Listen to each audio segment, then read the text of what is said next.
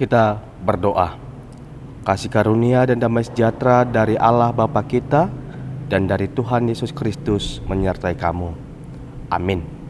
Bapak Ibu, saudara-saudara yang terkasih dalam Tuhan Yesus Kristus, pada hari ini kita mau dibekali melalui firman Tuhan yang tertulis dalam Mazmur 32 ayat 3. Demikian firman Tuhan.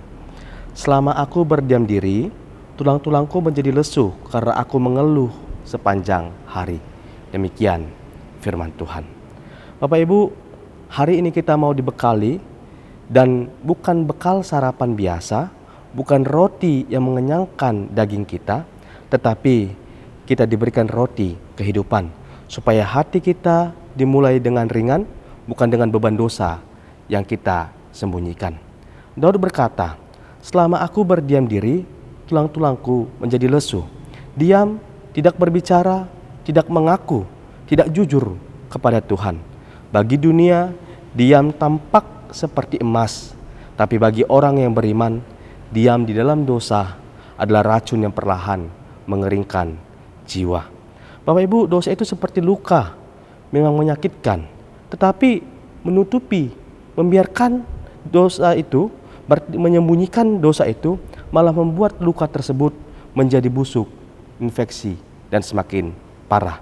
Kita sering berkata, toh Tuhan sudah tahu kok kalau aku berdosa. Betul, Tuhan tahu kalau kita berdosa. Tapi Dia tidak menunggu pengakuan untuk mengetahui bahwa kita berdosa. Melainkan Dia menunggu kita supaya kita mengakui dosa-dosa kita agar Dia bisa menyembuhkan dan memulihkan kita. Dalam gereja kita HKBP ada bagian dalam kebaktian minggu yang disebut dengan pengakuan dosa. Pengakuan dosa di mana liturgis memimpin kita berdoa, mengakui dosa-dosa kita. Kita menyesali dosa-dosa kita. Kita memohon ampun terhadap dosa-dosa kita. Dan ketika kita menyesali, mengakui, dan memohon ampun atas dosa-dosa kita, di sana ada janji pengampunan yang dibacakan oleh liturgis. Dan ketika janji pengampunan itu, ketika dosa diakui dan diampuni, maka surga bersorak-sorai, malaikat surga bernyanyi, kemuliaan bagi Allah di tempat yang maha tinggi. Bapak Ibu, berdosa, tidak mengakui keberdosaan kita itu sama seperti menaruh baju kotor ke dalam mesin cuci, tapi kita lupa menyalakan mesin cucinya. Akhirnya justru baju itu besok harinya malah menjadi bau dan bukan menjadi bersih. Begitu juga dosa. Kita taruh di mesin rohani, kita tahu kita salah, tapi kita tidak menekan tombol on atau tombol pengakuan. Akhirnya kita hanya diam, menunggu waktu yang memperbaiki. Padahal waktu tidak pernah mencuci dosa. Hanya pengampunan Tuhan yang bisa mengampuni dosa. Mengaku dosa bukan kelemahan. Justru itu adalah anugerah bagi kita. Karena hati yang mengaku dosa berarti hati yang masih disentuh oleh kuasa Roh Kudus. Dosa kita, Adam yang lama yang berada dalam diri kita, hasrat daging keberdosaan kita memang bisa bangkit dan terus berulang-ulang melakukan keberdosaan. Tetapi Allah memperlengkapi kita dengan anugerah pengampunan dosa. Dia dan pengampunan dosa itu hanya bisa kita terima kalau kita mengakui, menyesali, dan memohon ampun terhadap dosa-dosa kita.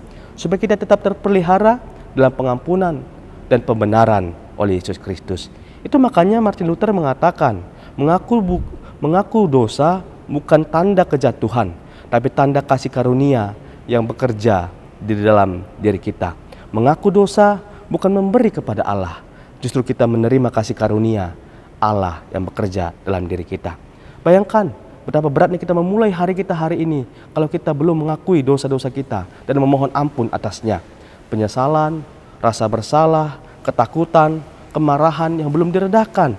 Itu sama kita berangkat ke ladang, tetapi kita membawa ransel yang berisi tas, yang berisi batu, yang tidak perlu. Tuhan berkata kepada kita hari ini, Bapak Ibu, letakkan semua itu di kaki Tuhan. Biarkan Tuhan mencucinya, biarkan Tuhan membuangnya, biarkan Tuhan menutupinya, dan melupakan semua keberdosaan kita. Ketika hati kita diampuni, tubuh kita pun terasa menjadi ringan. Tulang yang lesu dihidupkan kembali, dan langkah-langkah menuju pekerjaan hari ini pun menjadi ibadah.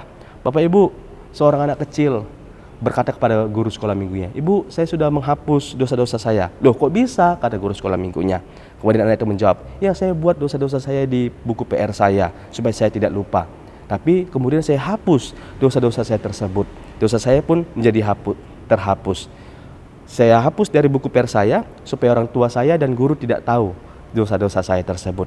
Bapak Ibu, kita sering menutupi dosa-dosa kita bukan karena kita ingin berubah, bukan karena kita tahu kita salah, tetapi supaya orang lain tidak mengetahui kita telah berbuat salah atau berbuat dosa.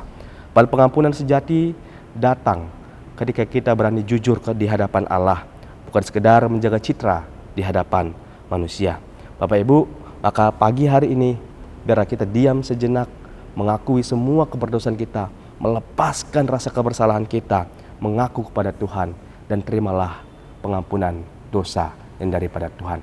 Yesus Kristus telah menggantikan kita, mengambil semua hukum dosa itu, agar kita yang mau mengaku dosa kita, menyesalinya, memohon ampun, menerima berkat pengampunan.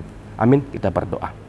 Terima kasih Tuhan, karena Yesus Kristus Engkau anugerahkan bagi kami, mengambil semua hukum dosa terhadap kami, sehingga ketika kami mengaku dosa dan kesalahan kami, janji pengampunan-Mu nyata bagi kami. Kami menjadi anak-anak-Mu, kami menjadi orang-orang yang telah Engkau benarkan. Melalui Yesus Kristus kami berdoa. Amin.